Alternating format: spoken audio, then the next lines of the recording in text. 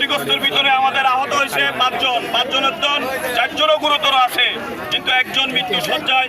আপনারা সবাই দোয়া করবেন, এমনকি আমার বিএনপির ভাই বোনেরা যারা আছে ওই ছেলেটার জন্য দোয়া করবেন, জানি এই চাঁদাবাজের বিরুদ্ধে থেকে আমার এই শ্রমিক, আমার মহল্লাবাসী জানি এই চাঁদাবাজের বিরুদ্ধে থেকে মুক্ত পায়। মহানগরের এখনো কি নির্যাতিত হচ্ছে চাঁদাবাজি? কেন তাদের নাম নাই, পদপদবি নাই, তারা তারপরে চাঁদাবাজি করতে আমাদের পুলিশ বাহিনী নিয়ে সব নিয়ে এসে আমাদের হামলা করছে। আপনারা হয়তো জানেন, এর আগেও টিভি চ্যানেলে সব দেখছেন। বিসমিল্লাহির রহমানির রহিম। করুণাময় আল্লাহর নামে শুরু করছি। আমাদের 30 নম্বর ওয়ার্ডার লেনি কলোনি, আজকের থেকে 80 বছর ধরে আমরা এখানে বসবাস করি।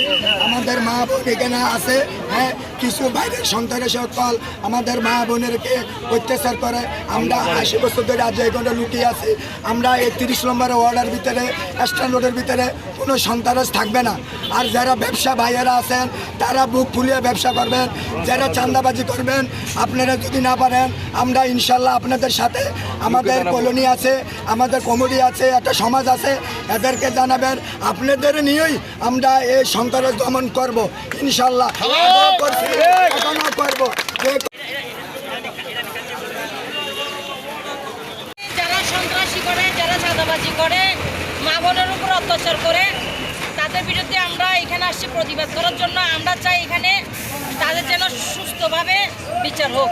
কারণ এখানে দেখা গেছে পার্সোনালি কারোর সাথে যদি কোনো ঝগড়া বিবাদ থাকে, এখানে পুরো এলাকার উপরে হামলা করা হয়, মা বোনদের উপরে হামলা করা হয়।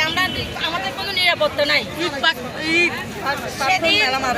পার্সোনাল ঝগড়ার মধ্যে এখানে আমাদের এলাকার ছেলেদের উপরে হামলা করছে, এখানে আমাদের মা বোনদের উপরে বড় বড় ইট পাথর মারা হয়েছে। 3 মাসের প্রেগনেন্ট একটা মহিলা, ওর পেটের পাথর পড়ছে। এটা আমরা থানায় গেছি, এটা আমরা থানায় ছাত্রের সাথে কথাবার্তা বলছি। মহিলাদের উপরে কারো মাথায় পড়ছে, কারো হাতে পড়ছে, এরকম অনেক মা বোনদের উপর অত্যাচার করা হয়েছে। এখন আমার মিডিয়ার ভাই বোনদের কাছে আমার একটা অনুরোধ, আমরা যে প্রতিবাদ নিয়ে আমরা দাঁড়াইছি, অবশ্যই আপনারা আমাদেরকে সাপোর্ট করবেন। আমাদের এই বিচারটা যে সুস্থভাবে হবে।